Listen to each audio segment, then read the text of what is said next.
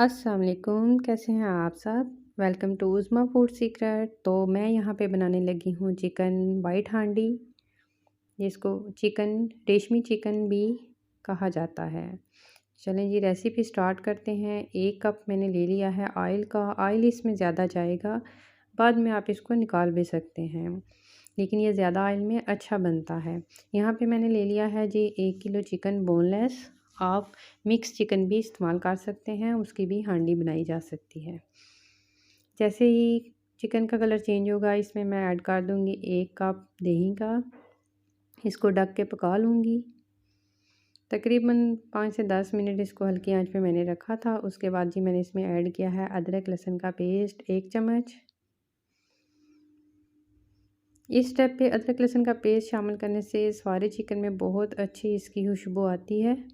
काली मिर्च जाएगी, नमक जाएगा और ज़ीरा पाउडर, स्पाइसेस आप अपने टेस्ट के अकॉर्डिंग ऐड कर लें। और इसमें मैंने ऐड की है चिली फ्लेक्स।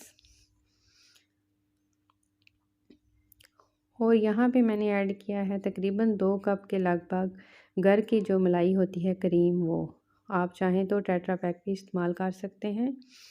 फिर इसको मैंने 5 मिनट के लिए ढक दिया था और जी ये चिकन हमारा ऑलमोस्ट गल चुका है।